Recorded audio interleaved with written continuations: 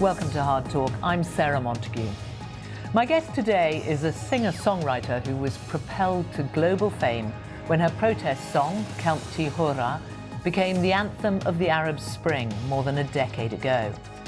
Emel Mathlouthi combines the traditions of her native Tunisia with Western influences to create compelling and original music that addresses themes such as identity and justice, as well as freedom. She's just released a new album featuring an all-female lineup of musicians and producers. She feels a responsibility to use her music to shake people, but resists being called political. So, what drives her creative vision?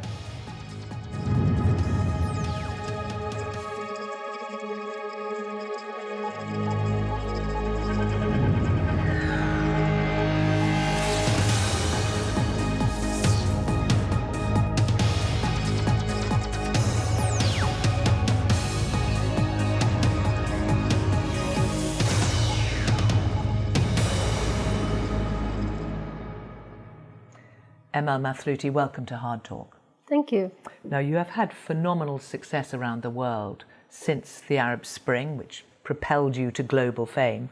What is it now that still drives you to want to shake people? So many things. I guess, first of all, my passion for people and music and connecting. I feel that nowadays, more than ever, we need to connect with each other, and I feel that if we have the sense of union and empathy towards each other, I feel that the world could be a much better place. Well, let's go back to 2010, 2011, and at that time your music was banned in Tunisia. You were on Avenue Habib Bourguiba in Tunis. You were surrounded by crowds who were all chanting, and then this happened.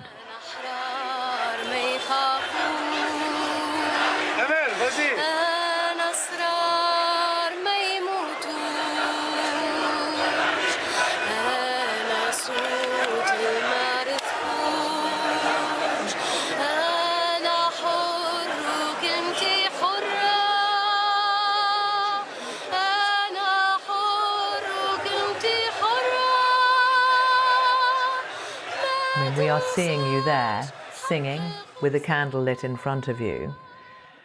And to the crowds, when you watch it, how do you feel about that moment now? I've always felt kind of distant, because I just remember the tension, and I just remember that it wasn't all friendly around me, actually. They didn't really want music there. So it was like a good mix of informations and emotions, which makes it really interesting, which is also very much what was happening at that moment. You were nervous? I was very nervous, yes. I'm very shy, if that... but more than that, you were saying people didn't want music. Your music was banned at the time. Were you nervous about what would happen to you? I wasn't nervous about what would happen to me. I don't think I've ever been nervous about what would happen to me. But I feel that when you start singing, you bring something that's completely different and very, very fragile. And I think that's what I was nervous about, how it would be received. And I obviously was completely taken by surprise to know, like, a couple of days later, that it became viral. And in a way, I feel very proud of that moment, because music wins, you know. And to see in my country, we don't really have the tradition to have music lead very important political and social movements. So it was kind of a beautiful, symbolic moment. So it was what, a couple of days later, you realized that it had gone viral? Yeah. I mean, my sister, she texted me and she was like, "Oh my God, you know, it's the video is going viral, the song is going viral." And I think I've secretly always hoped for that song. I mean, when I wrote it, I felt that it was very powerful. It was the song that was supposed to draw crowds together. I've always heard it with big choir, big orchestra. I've always felt that this song was really big. I didn't know it was going to become an anthem, but I think, yeah. And we should explain the words. I'm the voice of the uprisers. I'm the right of the oppressed. They took away our rights and shut the door on us. What are they thinking? We are not afraid. So it very much spoke to the moment. It spoke to the moment, and what's even more interesting is that it was kind of a prophecy, because the song was written in 2007, so it was a few years before the revolution. And it was already talking about the red rose that was set on fire and that went out on the streets calling for the free to free her. So it's literally what happened a few years later. And the lyrics are by Emel, and I wrote the music. And when it took off, what did you think? What did you think would happen to the song, to you? I think I felt a sense of that my utopia was kind of becoming reality.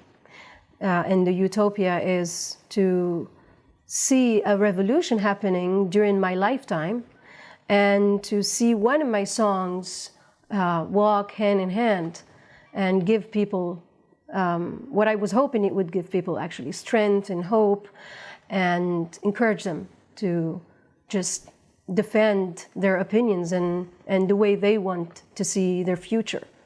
And it traveled? I mean, it traveled and became important to so many people. And then it started traveling to Egypt, and then to Syria, and then all over the world. There was a moment I was really receiving messages from literally every country in the world. No, it's a time of change, obviously, in Tunisia. Did you think of staying there? Because you had been living overseas. Did you think, actually, I could stay here?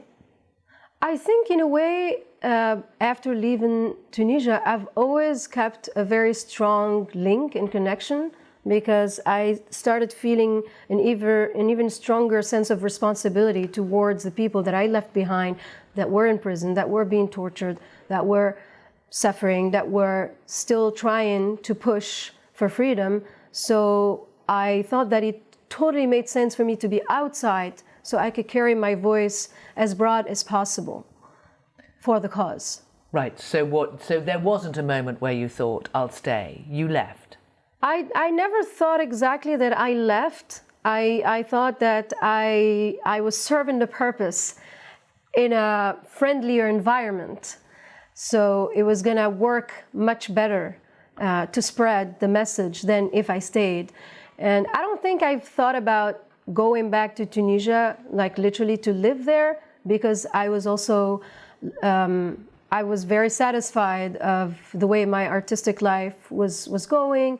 I was very interested in being in the center of the world and being in connection with different musics, with different audiences, while still being profoundly Tunisian. Mm. Did you also want to shake the label that in a way applied to you? Because your music since has changed, well, it's constantly changing, but you do seem to be wanting to move away from the idea of being a protest singer. Well, so for someone like me, and there's many people like me, I'm born and raised in Tunisia, so I'm Arab African, and I've always felt that as soon as I traveled and I started a career in the Western countries, I felt that I was kind of being stripped of the many layers that composed me. So yes, at first I kind of built a rejection against like protest, because I felt that I was only being seen through one lens and one lens only, which was whether exotic or political. And I just wanted to refuse that. But eventually I came to recognize that actually the problem is not me. I'm completely political. I'm a protest voice and singer, but I'm also a pioneer in music making, in composing, and I just had to be proud with every bit of layer that I have inside of me. Okay. I'm not just one, I can't be defined through just one lens. Well, let's fast forward. So 10 years from the moment that you became hugely famous to lockdown. And again, you're back in Tunisia and you record this.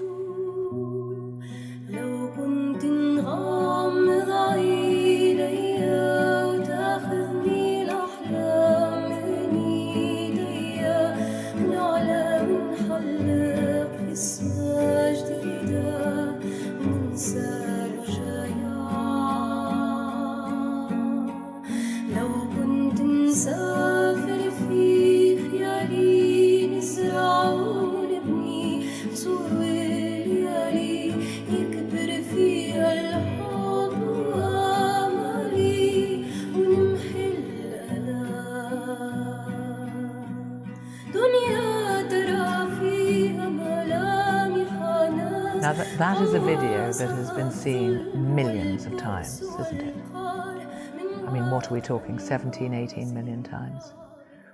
Why did that catch fire? I don't know. Honestly, this was such a strange moment during COVID.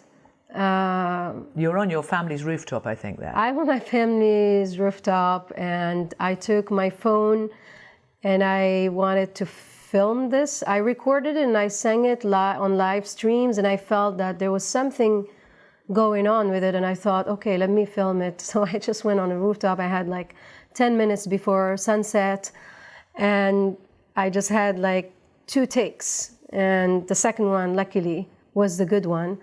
I was just operating everything, my computer, my phone. And then I posted it. I just added a black and white filter, and I just posted it, and I was blown away with the reaction of people.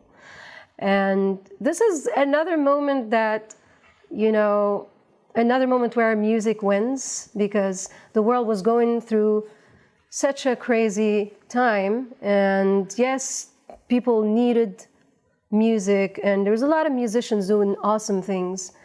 But I feel that, anything that can speak from the heart, And this was called, a home, a dream. If I could close my eyes and the dreams take me by the hand, I would rise and fly in a new sky and I'll forget my sorrows. Yeah, so basically, there's a dark part of the song which talks about people whose futures are darkened by struggle, and how life crushes us and crushes, and you have these huge walls of tyranny that, destroy all of our hopes. And then I go back in the chorus and I just start, wishing and hoping and dreaming of, if I could even travel in my imagination, I could build palaces and nights where hopes and love can grow. So while I'm descripting the dark parts that we're seeing and the violence and all of that, at the same time, I'm leaving a glimpse of light for us to maybe change things if we can. So it is all still political. Pretty much. What I have to say is that we cannot do something that's not political, because political is basically, if we care, we have to care. We have to care about everything. And if we care, we are political, because political is actually us. But we've had 2 songs there which have had a profound effect in terms of their reach on people. Do you think they change things? Well, when I see what happened in Tunisia, and when I see what is happening now, when I see people's reaction during concerts, and when I see what happened during COVID, where we all turned back to the essentials, which are us, our families, our human connections, our emotions. Yes, I truly believe that music can change things, because music comes from the heart, comes from the soul, and it just speaks to the heart and speaks to the soul in ways that nothing else can compare. So, I believe that. But when you look, for example, at the Arab Spring and what came of it, how does it make you feel about what your hopes were then and what difference the song made? I tend to always want to be optimistic and hopeful, because I have to be. As long as we're alive and as long as I have a voice, I have to keep pushing against what's wrong and what's going wrong. But I think a lot of also beautiful things happened. I see what I have the most hope in is the future generations. When I see 15-year-olds singing my songs and speaking so many different languages and speaking their minds and going on the streets to protest anytime they're not happy, it's a different generation than mine. We were much more scared than this. So I still have hope, but probably, this is how life is supposed to be. There's the villains, and the villains put the good people behind bars and put ideas behind bars, and they're scared of songs and ideas and words. But there's still more of us, and I hope more and more.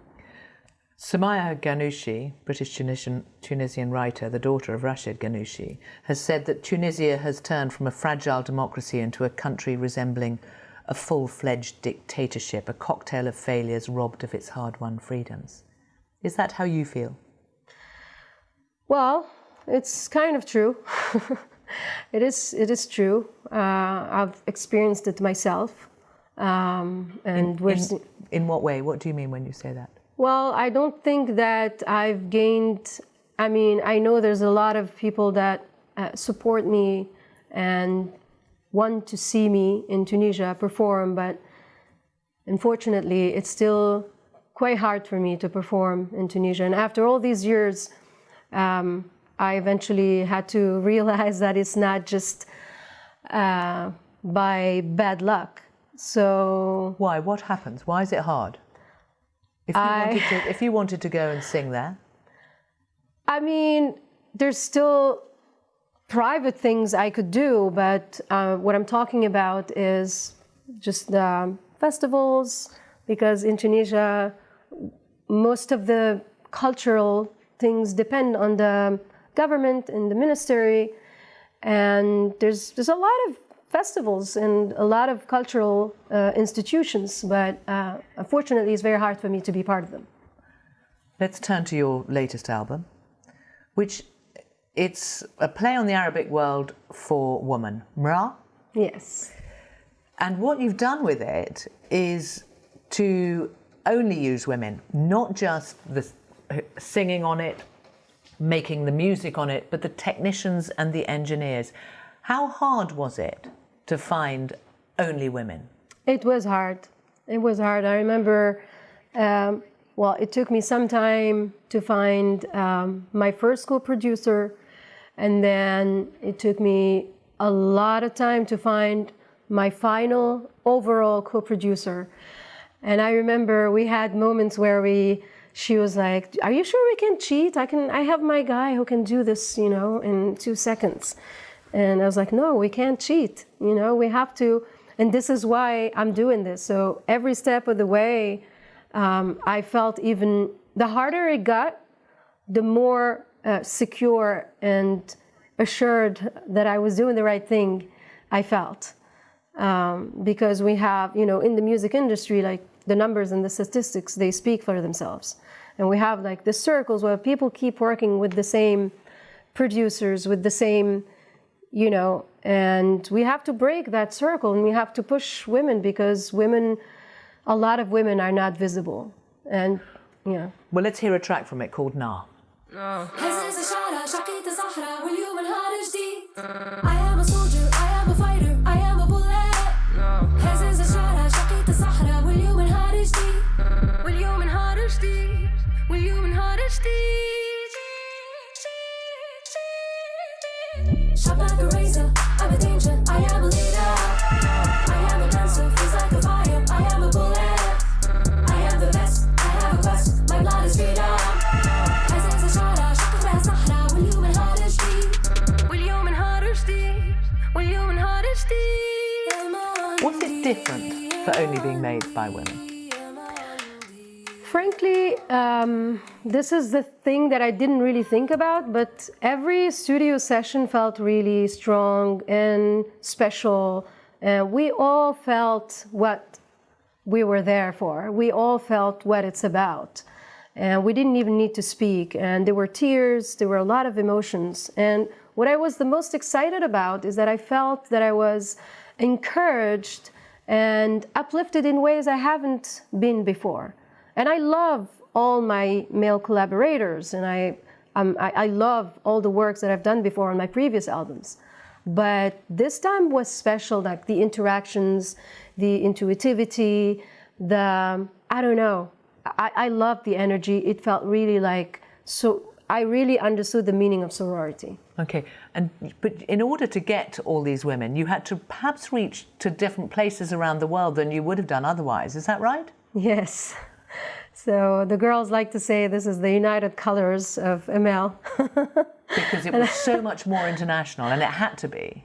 Well, eventually it did become like a very socio-political experience, because I realized that why don't I invite other artists to feature with me, not just producers and technicians.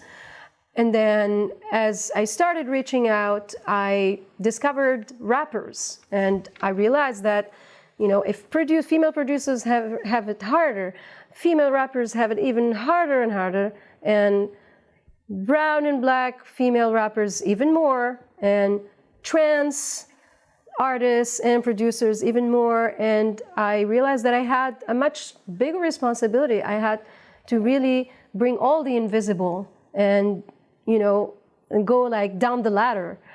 And it became really fun, because I'm a huge fan of hip hop, and all of a sudden I was like, why don't I collaborate with a Malian rapper? And we have this invisible frontier between North Africa and the rest of Africa, which, you know, is some kind of like, we're a lighter colored, but we're all Africans. And I don't think I've really seen collaboration between Arab-speaking North Africans and other African artists. And I really like that. I really like to put myself in challenges like this, and to show that, you know, we're not different, and connecting through music and building bridges through music. Same with Justina, who's an Iranian rapper, because I don't think I've seen collaborations between Arab artists and Iranian artists, for example. So I started like, you know, making all these bridges and trying to delete. So I mean, we've talked about protest, we've talked about identity, there are different genres of music. What next then? After this album? Yeah. There's so much more. I mean, I wanna dig even more into film scoring, for example, which is also pretty much male-driven. But always something new. That's what's exciting about music. And you're so ambitious, and you say you're optimistic. But I want to go back to sort of in a way where it started, which was with the Arab Spring. Do you have any hope that there will be any change? Well, I guess, you know, it wasn't supposed to be easy. It wasn't supposed to come right away. We've won a lot of things. We have accomplished a lot of things, but we've gone backwards somehow. And I think there's a lot of powers that are driving against us, against the people. But we're still here. We're still powerful. And I'm very proud of the new generations, as I was saying. And a lot of people are doing amazing things. And we just have to keep looking to the light, and just not give up, and just keep rising. Emel Mathlouthi, thank you for coming on Hard Talk. Thank you.